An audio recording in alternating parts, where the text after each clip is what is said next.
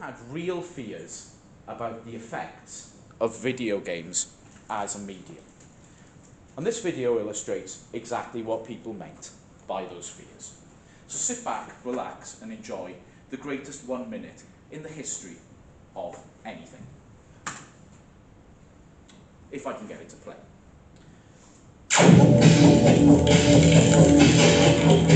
Did you know that 9 out of 10 kids play video games?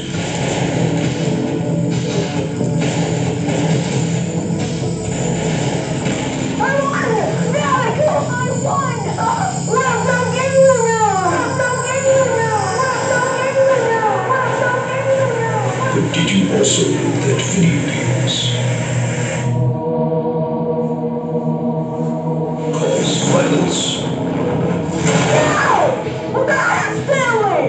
It's time to play.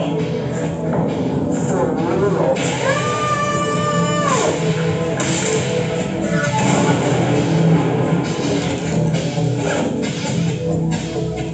Stop your children from playing video games today.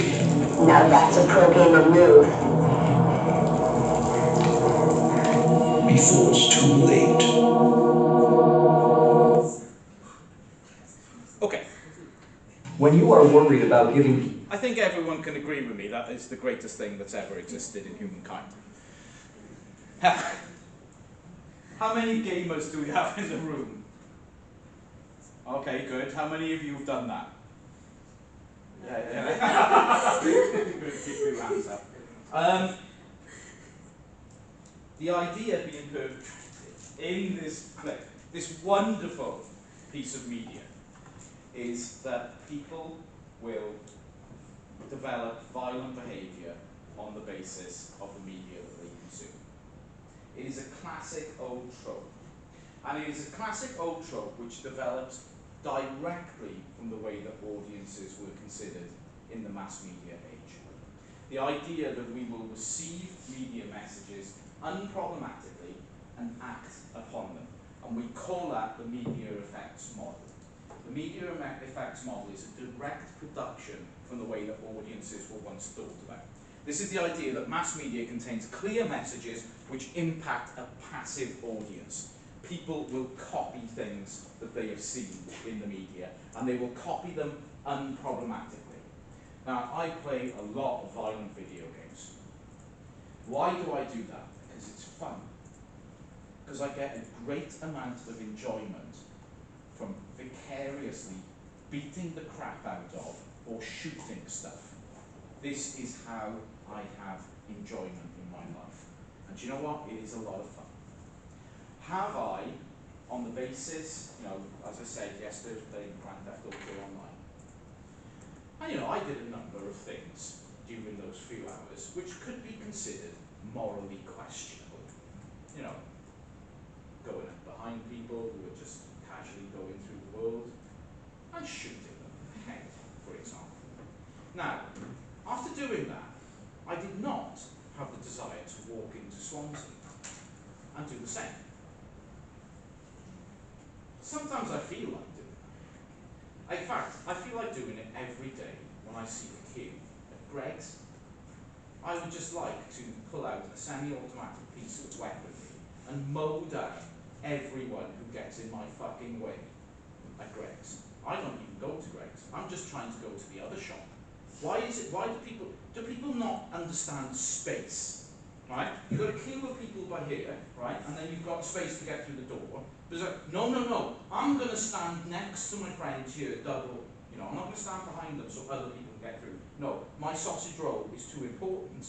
I'm going to fuck up everyone's day. If somebody does that today, I'm going to punch them in the back of the head. And I'm not going to do it softly. I'm going to do it really, really hard as well. I'm going to cause permanent olfactory damage to that piece of shit. Now, my feelings about people who shop at Greggs are not influenced by the media that I consume. My feelings towards people at Greggs are through years of resentment, years of being underpaid, years of being socialised towards thinking violence is a legitimate way of solving my problems as an individual. I have not grown up in a good environment. Okay? There are a myriad of reasons why people might react in violent ways or in antisocial ways towards things. But the idea that we consume media and then go and do things on the basis of that is one of the stupidest ideas that has ever been perpetrated in the history of mankind. And yet, did anyone see the trailer last week for Grand Theft Auto 6? Yeah, good. Anyone, you going to buy it? Oh yeah, definitely. I'm getting it first day, of course. And then, you know, when it comes out, whoever I'm teaching that period of time, they're going to have a very, very disappointing teaching experience, I'm afraid. Because I might not even fucking come, to be quite honest with you. I might just phone it in and make some videos or something, because I've got better things to do with my time. I've got Grand Theft Auto 6 to go through. On the basis of playing Grand Theft Auto 6 when it comes out, I will have no desire to go and copy any of those acts in real life. I can guarantee it. But the theories of audience that we'll put forward in the mass media age actually lead us to conclude that the media effects model is a very, very important way of understanding how people react to the media. And moreover, the reason why I raised Grand Theft Auto 6, I can guarantee within the first week of that game being released, some media outlet, probably Fox News, is going to do a news story about how some kid has played Grand Theft Auto 6 and then gone into school and beaten the crap out of somebody, or used some bolt cutters to cut somebody's fingers off, or, you know, etc., etc. Something which might not even be in the game, but as they've been influenced by playing that game. I guarantee it. I absolutely guarantee it. The only question is how long it will take for that story to emerge. When Grand Theft Auto 5 came out, 2 days it took for that story to come out. Kid plays Grand Theft Auto 5, you know, robs convenience store. It's like, I think that kid was probably planning it before Grand Theft Auto 5 came out. I think that kid's got problems. You go and rob a convenience store, you've got issues. You didn't just see something in a video game and think, oh my god, yeah, that sounds quite fun, I'm going to go and do it. Nobody does that. The media effects model does argue that we do that. The media effects model as an offshoot of audience is based solely on one piece of ridiculous psychological research done in 1961 by the psychologist Albert Bandura. To cut a long story short, and I'm sure many of you have heard of this research before, if you've done psychology or if you've done media studies. Albert Bandura's Bobo doll experiment basically got kids into a room with a Bobo doll, and a Bobo doll is a sort of weirdly shaped clown-looking object with a large semicircular base and a pointed upper half. Basic principle being, if you hit it, it will always come back up. Now, before going into that room, children were shown a series of videos. They were shown one video each. They were either shown a video of an adult beating the doll and being rewarded for it, or an adult beating the doll and being punished for it, or an adult not beating the doll at all. What Bandura observed is that children who saw the adult beating the doll and being rewarded for it would copy that behaviour. So Bandura left things like hammers and tools in the room with the doll, and if the child saw an adult pick up a hammer and hit the doll with it and was rewarded at the end for it, then the child would copy that behaviour. On the basis of this, Bandura concluded that children copy the messages they see in media unproblematically, as long as the people are rewarded for it. And what Bandura and others in the future use this for is to criticise media that glamorises violence, for example, gangster films, video games where, you know, the whole purpose to get by is to shoot and kill as many people as possible and get rewards for it. Bad, bad, bad. Because you're teaching kids that violence is rewarded and that's the way you get through in life. Wrong, wrong, wrong. Do you know why? Why is that wrong? Okay. Cast your minds back to when you were a young child. anywhere between the ages of 5 and 8. Are we all there? So it's comforting, isn't it? You know, it's a nice place to be. How many of you, when between the ages of 5 to 8, were put in a room full of objects of violence where you could wail on an inanimate object? No? Really? It didn't happen? It's funny that, isn't it? This never fucking happens. This is a completely artificial situation. This is a situation invented by a psychologist as an experimental setup. We don't live in experiments. We live in the real world, where there are all sorts of ways that we are restrained from acting out in those kind of behaviours. What Bandura did was create a completely artificial situation. You can't generalise from artificial situations because, guess what, they don't exist. They're completely non-existent. Bandura's research is a nonsense, but it is the foundation of what we call the media effects debate. That, you know, media is actually copied unproblematically. And it's like, well, yes, it was copied unproblematically in this because you set it up to be copied unproblematically. If I was a kid, again, and I played Grand Theft Auto 5, and I robbed a bank, if I was like 8, 9, I'm not going to be able to rob a bank as an 8 to 9-year-old. I'm not going to have access to an Uzi, or a getaway car, or a crew. You know, if I went into the bank saying, I'm going to rob the place, they'd just laugh at me. And then the big security guy would just say, on your way, son, and I'd be like, no. And I don't know, that he's probably going to beat the shit out of me. Because I'm an 8-year-old. It's not going to happen. This completely ignores reality. Reality itself has no role to play in here. Just as that video about Tetris, funny though it is making a very profound point. It's like, you lose a video game, you don't go and brick people, because generally, well, maybe. We simply don't act in those ways in everyday life. Everyday life puts constraints on us. The media effects debate actually divorces everything from it. But the point I'm making here is traditional theories of audience behavior encourage us to think that this is real, because it has this completely unproblematic line between sender, medium, receiver. All the power is on one side. Messages get put this way. This model effectively takes that to its logical conclusion. The things that you see in the media will be the things that you do. So if you consume violent media, you will be violent. Life doesn't work that way. And this is David Gauntlet. I've given David Gauntlet this reading for this week for seminars, but Gauntlet's argument is very, very straightforward. To assert that, say, media violence will bring negative consequences, assumes the medium holds a singular message which will be carried unproblematically to the audience. What Gauntlet is actually saying is exactly what I started this lecture with. The theory assumes that we have no history, we have no internal life, we have no personality, we have no understanding of the world, we have no morality.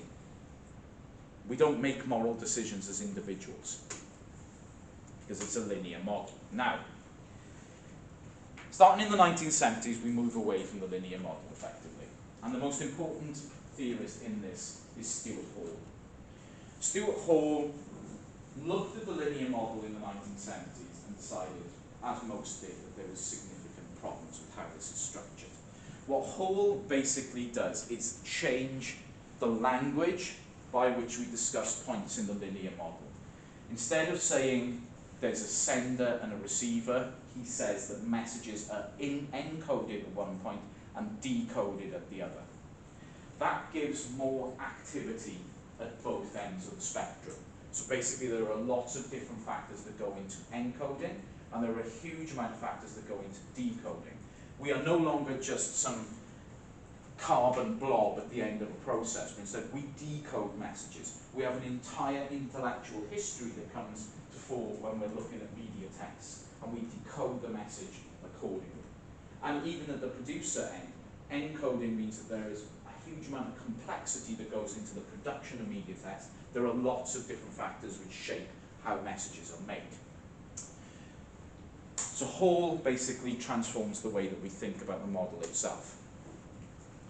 Hall argues that there are three particular, this is actually the big weakness in Stuart Hall's theory right here. Hall argues that there are three ways in which we decode a text. Basically, we have a preferred reading, an oppositional reading, and a negotiated reading.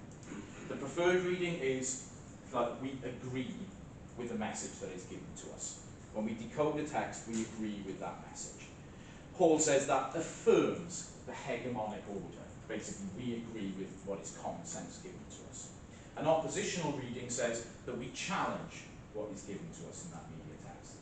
We disagree with it. And a negotiated reading is probably the most prevalent form of decoding that goes on, that we agree with some elements of the things that are being said to us and we disagree with other elements. We're critical of some things. We never sit in perfect agreement with something.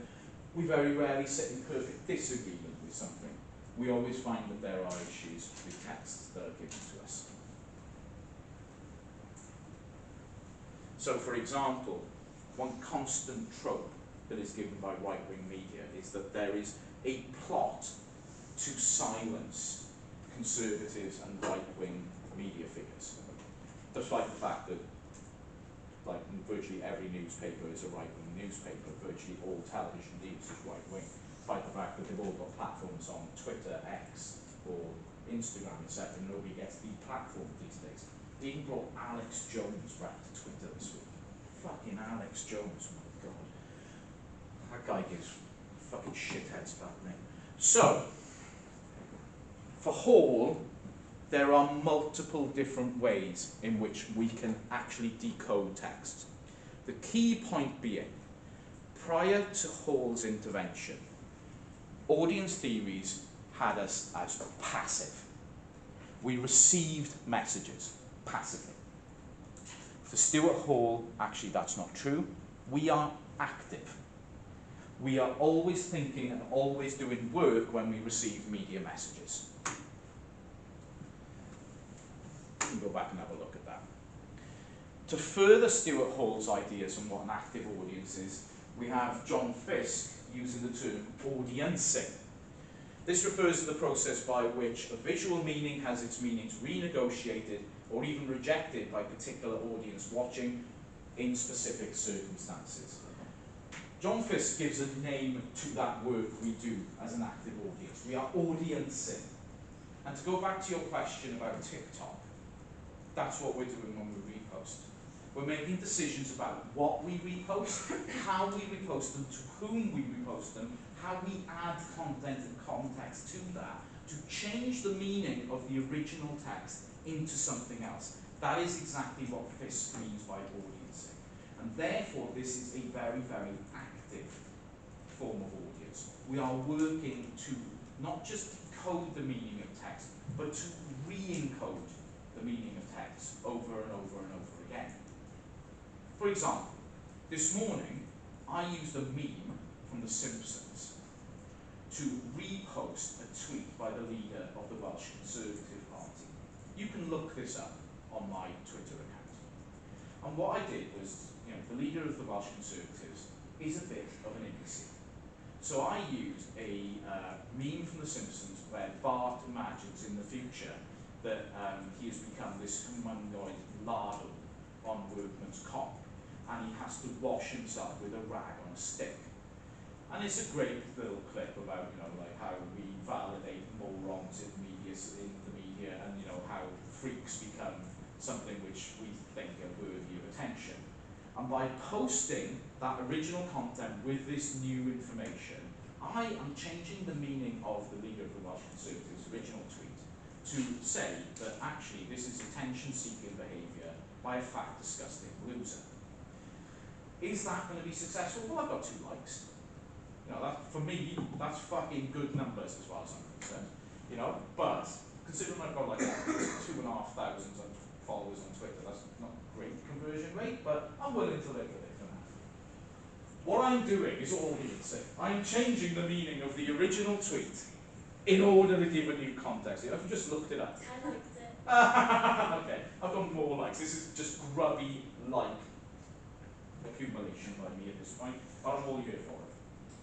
I don't get paid, so what are you going to do? this is exactly what is meant by audiencing. I'm changing the meaning of things. Now, if we were a passive audience, a couple of things would happen. One, I wouldn't be able to do that. And you can see why perhaps passive audience theories were therefore attractive in the mass media age. Because literally, I couldn't have done that in the mass media age. I didn't have the tools or facilities available to me that social media gives me in order to make that kind of comment. But moreover, the passive media theories of the past would not have allowed me the capacity to do that. So active audience theories acknowledge that we, as media consumers, are not just there to consume things in a sort of blind state, but instead we are always working, always trying to integrate information into our own knowledge and making responses to that information as well. They don't have to be overt responses like the one that I've just illustrated with my Twitter account.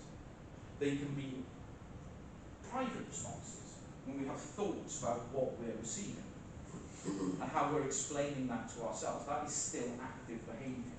That is still mentally active in a way that passive media theories would not have afforded us the possibility of doing.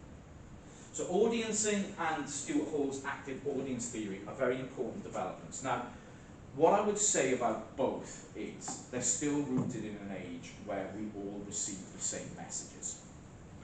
So whereas I think Hall's work and John Fisk's work is really important, they are still theories of the mass media age. They are still theories about an audience as a mass group of people, rather than what we actually are, which is individuals who have tailored media experiences given to us by platforms and by digital media companies. That's a very different landscape to the one that Hall and Fisk were working in. But I think their theories are more applicable than the theories that we've seen previously. That work influenced a new way of understanding audiences. Prior, we looked at figures, who was watching what, and then we analysed the text itself, audience and reception studies. So we looked at the text itself to see what messages were encoded in it. But following Stuart Hall, you see new ways of doing things. And the most famous example of this is Ang's work on the television programme Dallas. Has anyone even heard of Dallas? I got a couple of nods. Okay, that's good. For those of you who haven't, Dallas was a big deal in the 80s. Millions and millions of people watched Dallas. It's complete shit. Okay? Do you know, like, if you think of a television program that's just really trashy and awful and terrible, just multiply it by like 1 million. Dallas was like the trashiest, worst television program of all time. People loved it. Like millions and millions of people watched it around the globe. Almost hate watching it as well. And that's a really important point here. Because actually hate watching things wasn't ever taken into account for in previous audiences, especially something like uses and gratifications, which couldn't simply deal with the idea that we might watch something because we hate someone, which is actually a really powerful motivator for me at least. What Ang did was put an advert out in newspapers and asked people who watched Dallas to write to her. It was a really simple piece of research. Just put an advert out saying, I like Dallas. If you like it the same, would you write me a letter saying why you like it? And collected tens of thousands of letters from audience viewers who gave really detailed information about why they liked Dallas. This was completely different to audience research that had been done in the past, because what Ang was cleverly asking about this year was, how do you decode Dallas?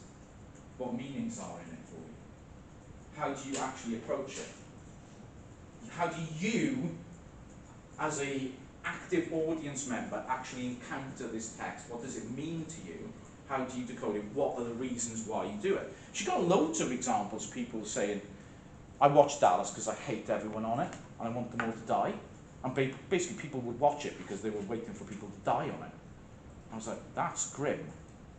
Although it does describe why I watch Friends. And I watched it the first time round when it was on TV. I really wanted them all to die. I was gutted when 9/11 came along, because they didn't do a Friends episode where like they'd all gone to the World Trade Center that day. That would have been the best Friends episode of all time. Don't look at me like that. That fucking program sucks, alright? It would have been dark, yeah, okay. I'm not saying it wouldn't have been a dark episode of Friends. I don't like the characters. No, Yeah, I hate the characters. It would have been a nice way for them to go out. You know, having a nice dinner on the top of the World Trade Center there. You know, breakfast or whatever, and then you just see the plane in the background. That would have been it. I would have been down for that. Don't treat me like I'm some kind of freak. Alright? You're all thinking the same. Don't worry, you're fine. Everyone in this room thinking now, yeah, that would have been bitchy. I would have watched the shit out of that last episode. Okay. You're all down for it. Alternative ending, that's what I call it. The strengths of the active audience theory are relatively straightforward. Basically, it employs the work I was talking about last week, Barth's semiology theory, an emphasis on meaning of the message, emphasis on how we understand meaning as active people, and it combines with Gramsci's idea of hegemony to show our media as a site of contestation, how we're always agreeing and disagreeing with things. It empowers the audience. Reception is the most important point, not the production. In a linear model, it's the message which is the most important point. In this, it's us which is the most important point. And definitely emphasises the possibility of opposition, that we don't have to agree with the things which are put forward to us. This is a major step forwards. But it is still a theory of the mass media age. I'm going to skip Gramsci for a moment because you can look at that. Basically, when we move into the 2000s and we think about audience, you have to consider that the media environment, how we start to consume media, means that the idea of a mass audience is no longer applicable. And Henry Jenkins, who's a guy who I kind of fundamentally disagree with on nearly everything, apart from a few points, and this is one of them. Jenkins, in his classic book Convergence Culture from 2006, sees people who use digital media as the natural endpoint of the active audience. But in that, we annihilate the audience. We become so active and so ingrained in our own media experience that the word audience no longer makes any sense. The idea of a mass of people experiencing the same content no longer can apply. And Jenkins is talking about this in 2006, before social media becomes big. Social media becomes huge, really, in 2007 and 2008, when when Facebook launches. Prior to Facebook, you had very big social mediums, like MySpace being the classic one beforehand, but not with the same figures, and most importantly, not with the same amount of time engaging with a platform. People would go on MySpace for like 10 minutes. People would go on Facebook for hours and hours and hours. And when Instagram comes along, it blows even those numbers out of the water. Basically what Jenkins is saying is that we now have a completely different relationship with technology. The idea of the communal text has gone. Instead, our relationship with media technology now is about continual communication and control of our lives in a particular way. How we socialize with people, how we organize ourselves, how we understand the world comes through our engagement with devices that are tailored to us. The television wasn't for me. Television was for all of us. But the phone is for me. Yeah, we've all got the same handsets, I appreciate that, but we can infinitely tailor them to our own preferences. You can't even get into my phone, right? Because you don't have my fingerprint. Even at that basic level, it's mine. It's been tailored towards me. All the apps on you will be different to all the apps on yours. Let's not get into it. Just take my word. This is active use, but where Jenkins makes the difference from Stuart Hall is that word, production. We are no longer an audience in the sense that media is produced for us. We produce content. We are producing content for others. If you want to go back to that example again this year, that repost is content produced for Jan. I know she didn't produce the original. I know it wasn't your work. but you have recontextualized it in terms of content that you're producing for other people to consume. We're always producing stuff. When we produce a post, that post on Twitter is me producing content. I am no longer just an audience, I am also a producer. Jenkins notes that that's the key transformation point. We stop becoming audiences the minute we can start producing our own media. And the classic question, and again this is something I talk about in year 2 in great detail, is, I have an account on Instagram, but I don't post anything.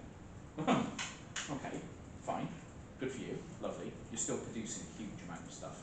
You produce data. You produce information about what you look at. You're producing massive amounts of trails of information. You're still a producer in a sense because of that. Everything that we do on social media is an act of consumption and production at all times. So, when Will, again scalping out of Media Studies 2.0 here, I'm not going to read the whole thing, but what Will's argument is that audience theory has always been too humanistic, and humanistic in a really bad way. It's been humanistic in that it's focused on human beings, but its focus on human beings has been radically wrong. It's conceptualized us in a wrong way. It's said that we're just these sort of inactive fucking blobs of carbon. We've not focused enough on media. As you know from that reading of chapter 6, that's one of the arguments that Will makes. We need to focus more on media itself, not the content and not what happens with it. What the point is here is that if we look at the media we actually use, audience theory no longer makes any sense because we now have devices in our hands that allow us to go way beyond the concept of audience. We are now producers, not just consumers. Media technology in the past, I do this sometimes in the car, right? I listen to football on the radio in the car, right? It's a normal behaviour. Saturday, Swansea were away at Rotherham, right? And I was driving, my partner and I gone for a walk with the dog to the woods, and we were coming back second half, right? Swansea up against 10 men, predictably 1-0 up at half time. What happens? They concede an equaliser because they're fucking shit. Now, when that comes through on the radio, and it wasn't the match it was on, I think it was Man United and Bournemouth was the actual commentary game, but the guy says the scores, equaliser at Rotherham, and I literally shouted at the radio. I'm not scared of using foul language, but I can't repeat what was said to that radio at that point in time. It was a compound of about 8 different swear words into a unique combination which described my feelings towards the team I've supported for the last 35 years. Later on, Swansea scored a winner. And I shouted at the radio again, and this was a more joyous shout, and it wasn't really words. There was more of a stream of sort of semi-words that came out, and sort of I nearly beat the horn really loudly as I was driving up the A470 as well, which would have been fun. That's all good and well, right? The people on the radio did not care for my response. The people broadcasting on the radio did not realise that they had brought great anger and then great joy to me through simply reading words that they had been given on a prompter. If I had been not driving at that point in time, I would have been making my feelings very clear on Twitter, where other people would have been reading my content. I would have been copying people in, I would have been hashtagging the team, I would have been copying in the Swans official account, and I would have been joined into a communication loop with lots of other people on that basis. The media I would be using would mean that my media experience would be completely different. And that is the point that Will is making. Audience theories from the mass media age don't account for that we are using completely different stuff that allows us to do completely different stuff. Instead, it still presumes that we watch television, that we listen to the radio. And I do listen to the radio, but if I'm listening to the radio at home, and I'm listening to the football or something like that, I'll also be on Twitter at the same time, commenting on what I'm hearing on the radio. It's not a singular media experience anymore. If I'm watching a match in the pub, I'll be tweeting about it, saying, he's rubbish, he's terrible, he's awful, he should be taken outside and shot, etc. All the nice things I have to say about professional football players. We don't still think about media enough, and that, for William, is the key to why audience theories are deeply problematic. Well, I would go further. I don't think we watch anymore. With the rare exceptions of certain things like watching something in a cinema, where you're kind of forced to put your phone away and so on, we don't watch anymore. But as soon as you're out to the cinema, you're on social media looking at what other people have said about it, what you're telling people what you've got to say about it. You're posting pictures outside of the cinema, you know, and putting them on Instagram, putting your potted review of it, you know, you're reposting stuff from TikTok and saying, I really enjoyed going to watch this, etc., etc.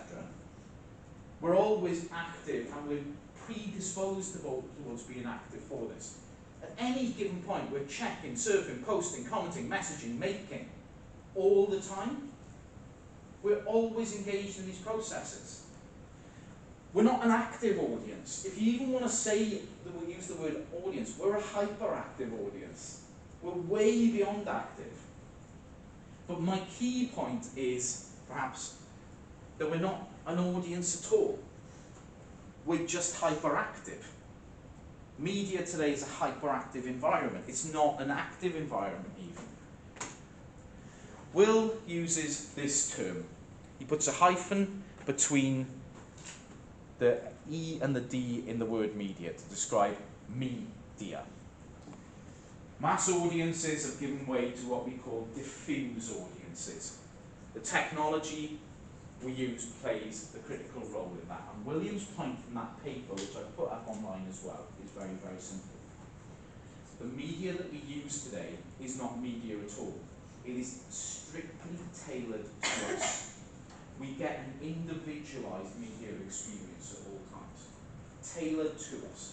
Many of us in this room will have Netflix installed on our devices. If I was to do the same experiment that we did earlier with Instagram, and the first thing you see on Instagram, and we open Netflix, let's look at recommendations for you. They're all different. Now, broadly speaking, you guys in this room will have similarities with one another, certain cultural similarities to one another. But that recommended for you is going to be totally different to the person sitting next to you. Because Netflix doesn't cater to mass audiences. It uses algorithmic processes to cater to you. You are the user.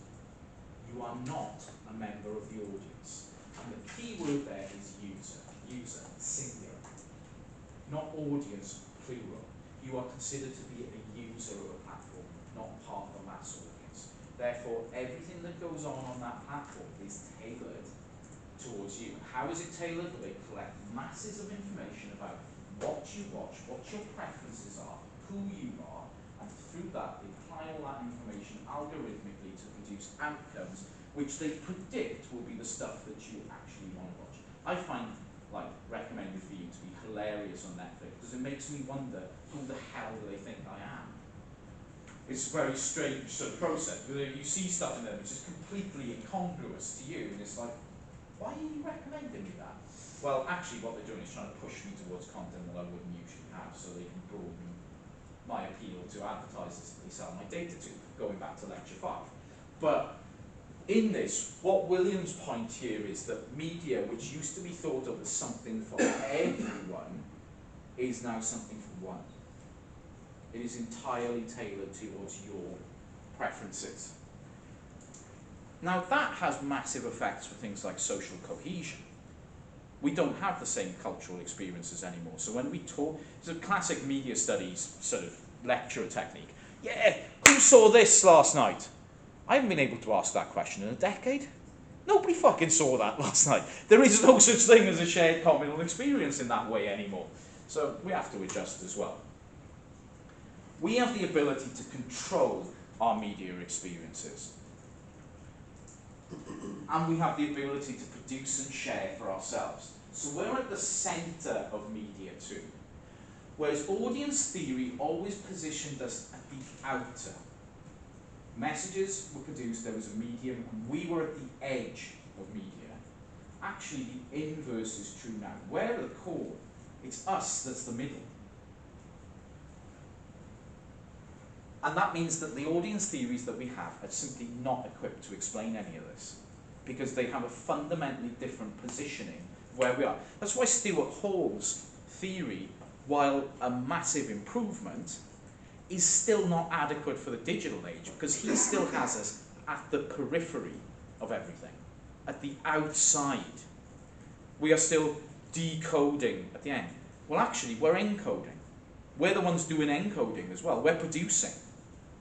So it's, in that sense, Hall's theory is not adequate to explain behaviour today. Because media are about us, our interests, friends, relationships. They promote social bonds. They take up time. The key to the media economy today is not the number of people who consume a media text. It's very, very simple. It's what demands our attention. Attention is the key commodity in media today. We exist in an attention economy. Things that which can dominate your attention do. And the amount of data and volume of data is vast and infinite, and goes on and on and on. So I'm going to skip a couple of things here. Basically, we exist in a disruptive time. Media was always a conservative force. An audience theory assumed the media acted in a conservative way to broadcast ideas to an audience which were largely getting us to think in particular ways, to reinforce hegemony, to reinforce the dominant ideologies of a ruling class in society. Go back, right back to the lectures that I started this module with. Digital media today is so disruptive that that process itself has been disrupted to a large extent. And because of that, we have a new set of fears about what media did, because a lot of audience theory was actually motivated in what we should be afraid of. Audience theory was used as a justification to say, we should have censorship of this kind of stuff. People under the age of 15 shouldn't watch this. People under the age of 18 shouldn't watch this because they're too impressionable. That's not the problem anymore. That's really not where our scope of concern lies. Fears for the user are completely different to fears for the audience. Broadcast media threats were about, the individual was a receiver, they had no say, no power, they had limited responses, they might copy something. But those people were largely anonymous and isolated. Now, the digital user is not anonymous. We're traceable, trackable, and accountable. We're not isolated, we're identifiable. We're always on, we're always connected to the media. Our devices are continually producing information about us. So the threats that we face today are corporate surveillance, legal threats, our legal activities, states looking at what we're doing, cyber criminals attacking us, online abuse, and our view of the world being fundamentally altered by algorithmic processes. Companies using algorithms to try and change the way that we see the world ourselves, which is probably the biggest problem of all. Whereas media is all about us, companies are still using algorithms to dictate, to a large extent, what we see. And that's a deeply problematic thing.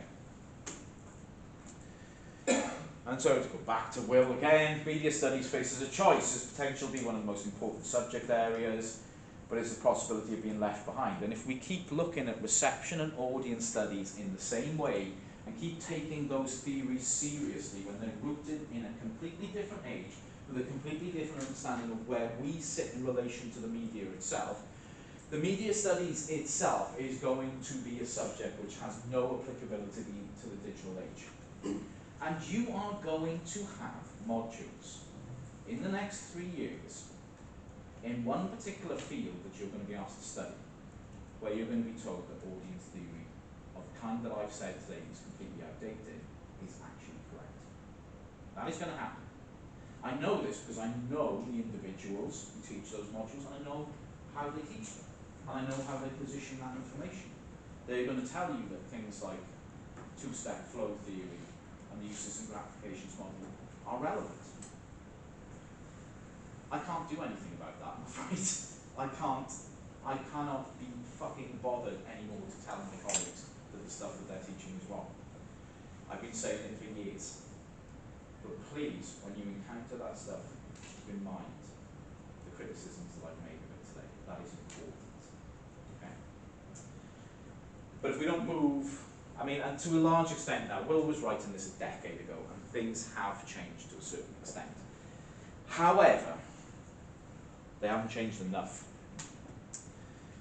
Audience research must move beyond simple, beyond mass media audience concepts. You've got to consider technology, tech companies, hyperactive users, and media as the dominant modes, while considering the media, the users and active participants. So if you are tempted to answer the essay question about this for the essay for this module, this is why I want you to go about doing so. Basically, I've set this up as a demolition job. Pick 2 of the theories of audience theory from the past and drive a massive bus through them, please, based on the stuff I've given you in the second half of this lecture. And that, my friends, concludes MS 100 as a module. Thank you very much. I have enjoyed teaching you, and